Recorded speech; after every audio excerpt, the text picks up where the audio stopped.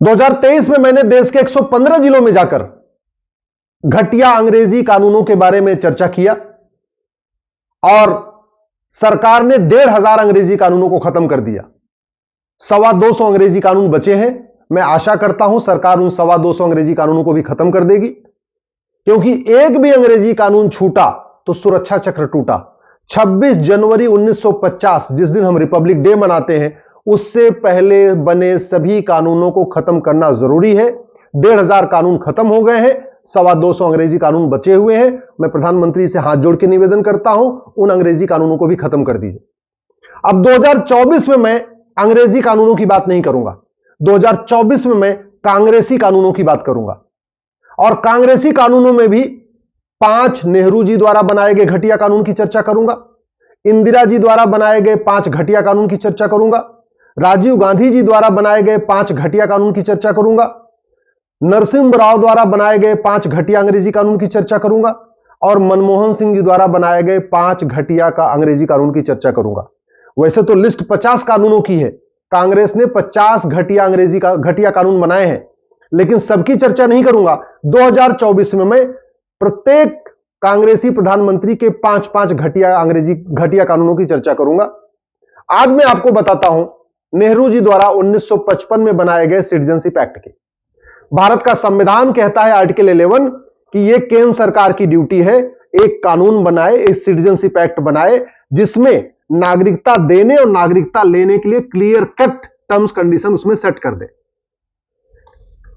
संविधान की बात नेहरू जी ने मानी और 1955 में उन्होंने एक सिटीजनशिप एक्ट बना भी दिया। लेकिन यह कानून इतना घटिया है कि आज तक किसी की नागरिकता गई नहीं, केवल नागरिकता मिली है सबको। लाखों घुसपैठियों को नागरिकता मिल गई, लेकिन किसी एक भी भ्रष्टाचारी की नागरिकता नहीं गई। आप गूगल कर लीजिए और करके आप खुद ही चेक कर लीजिए, न किसी घूसखोर की नागरिकता गई, न किसी कमीशनखोर की नागरिकता गई, न किसी दलाल की नागरिकता गई, न किसी जमाखोर की नागरिकता गई, न किसी मिलावटखोर की नागरिकता गई, न किसी मुनाफाखोर की नागरिकता गई, न किसी कालाबाजारी करने वाले की नागरिकता गई, न किसी घटतौली करने वाले की नागरिकता गई, न किसी नक्काली करने वाले की नागरिकता गई, न नकली दवा बनाने वाले किसी की नागरिकता गई, न किसी मानव तस्कर की नागरिकता गई, न किसी नशा तस्कर की नागरिकता गई, न किसी माफिया की नागरिकता गई, न किसी धर्मांतरण कराने वाले मिशनरी की नागरिकता गई, न किसी जिहादी की नागरिकता गई, न किसी पत्थरबाज की नागरिकता गई, न किसी अलगाववादी की नागरिकता गई, न किसी आतंकवादी की नागरिकता गई, न किसी माओवादी की नागरिकता गई, न किसी नक्सली की नागरिकता गई। तो फिर यह कानून फिर किस काम का? अगर यह कानून केवल नागरिकता दे तो रहा है, लेकिन किसी की नागरिकता ले नहीं रहा है, तो फिर कानून अच्छा कैसे हो सकता है? इसलिए मैं कह रहा हूं, कांग्रेस ने वैसे तो 50 घटिया कानून बनाए हैं, लेकिन उसमें से 25 कानून महाघटिया हैं, और इन 25 महाघटिया कांग्रेसी कानूनों को खत्म करना जरूरी है। इसलिए 2024 में मैं पूरे देश में घूम घूम के इन्हीं घटिया कांग्रेसी कानूनों की चर्चा करूंगा, जनसंवाद करूंगा, यूनिवर्सिटी में जाऊंगा, कॉलेज में जाऊंगा, engineering college, medical college, law college, हर जगह जाके युवा संवाद करूंगा और सरकार से निवेदन करूंगा कि इन घटिया कांग्रेसी कानूनों को खत्म करने के लिए तत्काल कदम उठाएं। आप खुद भी सोच लीजिए, भारत में इतने घोटाले हो गए पिछले 75 साल में। 1958 में मुंद्रा स्कैंडल हुआ था, 1971 में नगरवाला स्कैंडल हुआ, 1974 में मारुति स्कैंडल हुआ, 1976 में तेल घोटाला हुआ, 1981 में सीमेंट घोटाला हुआ, 1985 में एक फॉर्डर स्कैम हुआ था, इसके अलावा बोफोर्स घोटाला हुआ, सिंडिकेट घोटाला हुआ, इतने सारे घोटाले हुए। आप बताइए किसी की नागरिकता गई क्या? किसी की नहीं गई। 70,000 करोड़ का कॉमनवेल्थ घोटाला हुआ, 1,76,000 करोड़ का 2G घोटाला हुआ, 1,84,000 करोड़ का कोयला घोटाला हुआ, किसी की नागरिकता गई क्या? तेल घोटाला हुआ, दाल घोटाला हुआ, मसाला घोटाला हुआ, यूरिया घोटाला हुआ, बीज घोटाला हुआ, खाद घोटाला हुआ, किसी की नागरिकता गई क्या? अगस्ता घोटाला हुआ, नेशनल हेराल्ड घोटाला हुआ, किसी की नागरिकता गई क्या? अगर आप गूगल करेंगे ना स्कैम्स इन इंडिया, आपको 500 स्कैम की लिस्ट मिल जाएगी, और बड़े बड़े स्कैम, अब्दुल करीम तेलगी जैसा स्कैम, हसन अली का मनी लॉन्ड्रिंग का घोटाला, शारदा घोटाला, नारदा घोटाला। ऐसा कोई राज्य नहीं है जहां एक बड़ा घोटाला नहीं हुआ, ऐसा कोई जिला नहीं है जहां एक बड़ा घोटाला नहीं हुआ है। किसी की नागरिकता गई क्या? नहीं गई। आय शरीक संपत्ति के मामले में कितने लोगों को सजा हुई, किसी की नागरिकता गई क्या? क्या सोरेन परिवार की नागरिकता गई कि लालू परिवार की? लालू को देख लीजिए, सजा हो गई है, लेकिन नागरिकता तो नहीं गई। तो जब नागरिकता जा ही नहीं रही है तो फिर यह कानून किस काम का? इसलिए मैं सरकार से निवेदन कर रहा हूं, इस 1955 के सिटीजनशिप एक्ट को तत्काल खत्म करिए, एक नया यूनिफॉर्म सिटीजनशिप कोड बनाइए, सिटीजनशिप देने के टर्म्स कंडीशन अच्छी तरीके से बनाइए और सिटीजनशिप लेने की टर्म्स कंडीशन बनाइए। जब तक भ्रष्टाचारियों की सिटीजनशिप नहीं जाएगी, जब तक अपराधियों की सिटीजनशिप नहीं जाएगी, जब तक माफियाओं की सिटीजनशिप नहीं जाएगी, भाई मुख्तार अंसारी, अफजाल अंसारी को सजा तो हो गई है लेकिन सिटीजनशिप तो नहीं गई। आजम खां और उनके बेटे अब्दुल्ला आजम को सजा तो हो गई लेकिन सिटीजनशिप तो नहीं गई। लालू को सजा तो हो गई है, सिटीजनशिप तो नहीं गई। कोड़ा को सजा हो गई है, सिटीजनशिप नहीं गई। चौटाला को सजा हो गई, सिटीजनशिप तो नहीं गई। कलमाड़ी को सजा तो हो गई, सिटीजनशिप तो नहीं गई। ऐसे ही आप देख लीजिए, एक से बढ़कर एक कितने सारे आतंकवादी हैं जिनको आजीवन कारावास हो गया है लेकिन सिटीजनशिप नहीं जा रही। कितने सारे धर्मांतरण कराने वाले मिशनरी हैं, उनको सजा होती है लेकिन सिटीजनशिप नहीं जाती। सिटीजनशिप को अपराध के साथ जोड़ना जरूरी है। या तो ऐसा हो कि भाई जिसको 5 साल से ज्यादा की सजा होगी उसकी सिटीजनशिप जाएगी, वो भारत में रह तो लेगा, भारत का पानी पी लेगा, भारत में भोजन कर लेगा, भारत में सांस ले लेगा, लेकिन उसको नागरिकता खत्म हो जाएगी। नागरिकता खत्म होने का मतलब कोई सरकारी लाभ नहीं ले पाएगा। नागरिकता खत्म करने का मतलब भारत में रहेगा, जिंदा रहेगा, लेकिन सरकार से कुछ क्लेम नहीं कर पाएगा, उसके सारे फंडामेंटल राइट खत्म हो जाएंगे।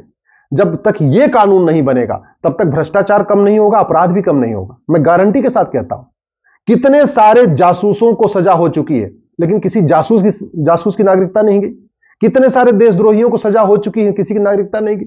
बाकी तो छोड़ो, हमारे देवी देवताओं का नंगा चित्र बनाने वालों को न नागरिकता गई न सजा हुई।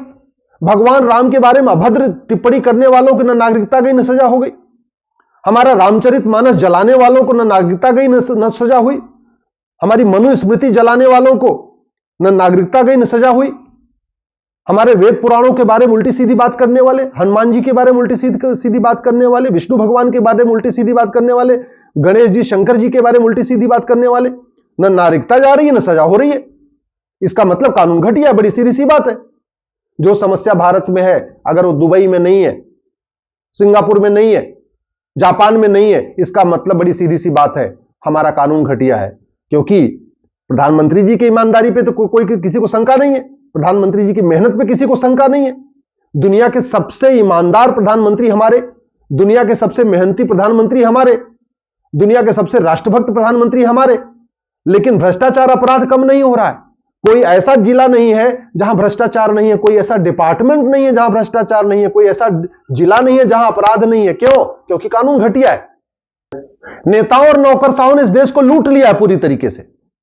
सभी सरकारी योजनाओं में 20% कमीशन हो रहा है, चाहे रेलवे हो, चाहे पीडब्ल्यूडी हो, चाहे हेल्थ डिपार्टमेंट हो, चाहे एजुकेशन डिपार्टमेंट हो, कोई सा डिपार्टमेंट हो, 20% कमीशन तो फिक्स है। और जानते हैं क्यों? क्योंकि सजा कम होती है और नागरिकता तो जाती नहीं है।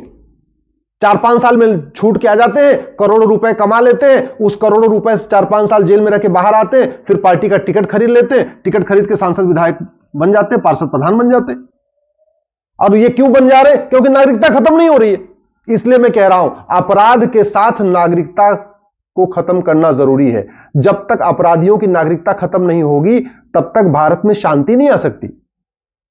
अब्दुल्ला परिवार के पास आय सारी संपत्ति है, महबूबा परिवार के पास आय सारी संपत्ति है, चौटाला परिवार के पास आय सारी संपत्ति है, बादल परिवार के पास आय सारी संपत्ति है, केजरीवाल के पास आय सारी संपत्ति है, गांधी परिवार के पास आय सारी संपत्ति है, मुलायम परिवार के पास आय सारी संपत्ति है, सोरेन परिवार के पास आय सारी संपत्ति है, करुणानिधि परिवार के पास आय सारी संपत्ति है, ममता फैमिली के पास आय सारी संपत्ति है। आप देख लीजिए पूरे भारत में, लेकिन न सजा हो रही है न नागरिकता खत्म हो रही है। इसलिए मैं सरकार से निवेदन कर रहा हूं, संविधान का जो आर्टिकल 11 कहता है कि नागरिकता खत्म करने और नागरिकता देने और नागरिकता लेने के लिए एक कठोर कानून होना चाहिए, उसी की स्पिरिट में एक नया कानून बनाए। ये नेहरू जी का जो 1955 का कानून है, सिटीजनशिप एक्ट, ये महाघटिया है, ये बेकार है। आज तक इसने किसी की नागरिकता लिया नहीं है। बाकी तो छोड़ दीजिए, 1993 में जो ने बम ब्लास्ट कराया था मुंबई में, उनकी भी नागरिकता नहीं गई। कितने जिन्होंने कश्मीर में नरसंहार कराया, उनकी भी नागरिकता नहीं गई। जिन्होंने सिख नरसंहार किया, उसमें भी किसी की नागरिकता नहीं गई। सजा हो जाती है लेकिन नागरिकता नहीं जाती। तो नागरिकता एक नया कानून जरूरी है। एक यूनिफॉर्म सिटीजनशिप कोड जरूरी है। यूनिफॉर्म सिविल कोड से ज्यादा जरूरी है यूनिफॉर्म सिटीजनशिप कोड।